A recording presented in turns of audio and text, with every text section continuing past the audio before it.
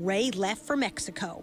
By mid-November, Ray, on the right, had moved on to Los Angeles and settled into a low-rent hotel on Hollywood Boulevard. He took dancing lessons and bartending lessons, but perhaps more significantly, he did this.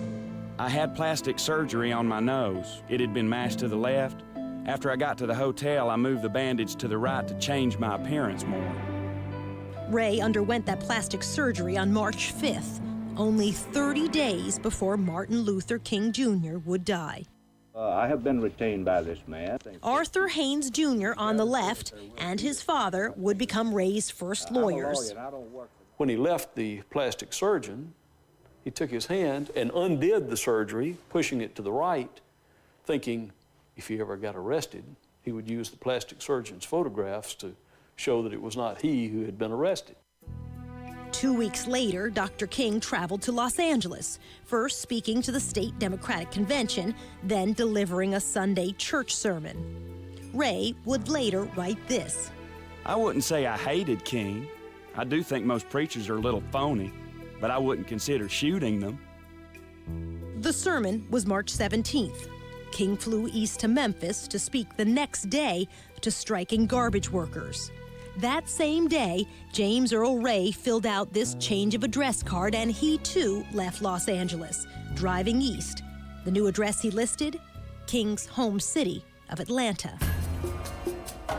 Ahead for both men, a date with murder. Coming up, the FBI, dirty minds and dirty tricks. Someone was left in the room and was recorded in the act of sexual intercourse, and they assumed it was Dr. King.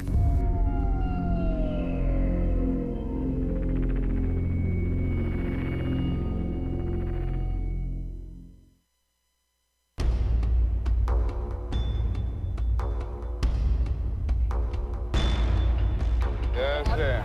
Good luck here. Okay. Bye-bye.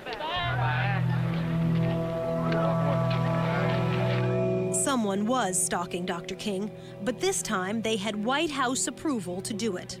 I have a dream today.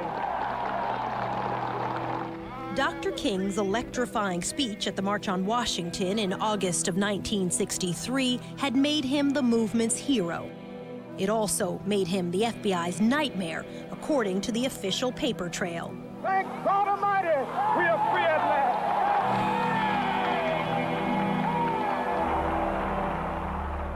We regard Martin Luther King to be the most dangerous Negro leader in the country. They called him in one of the FBI memos released later, the most dangerous Negro. I think that's probably a compliment.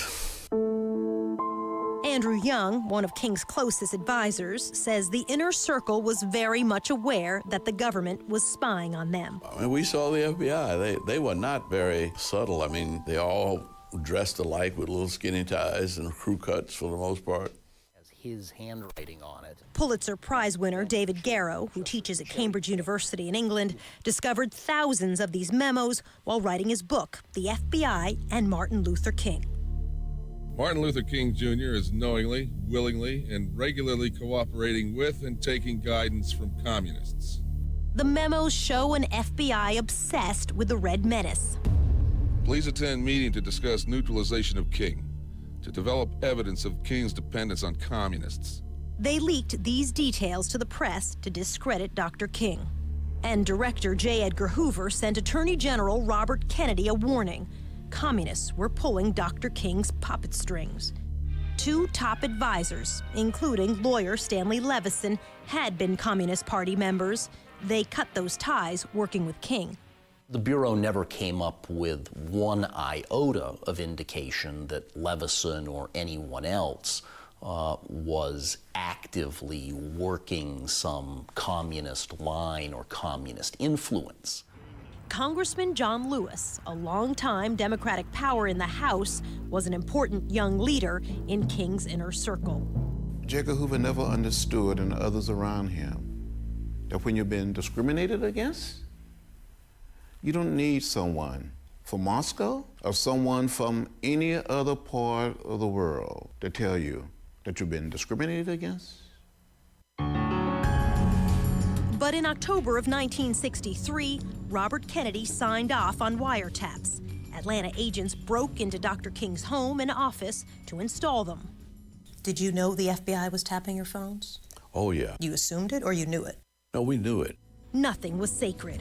Young remembers how fellow minister Ralph Abernathy discovered an FBI bug while speaking at an Alabama church. And he said, look here, and he took the little microphone out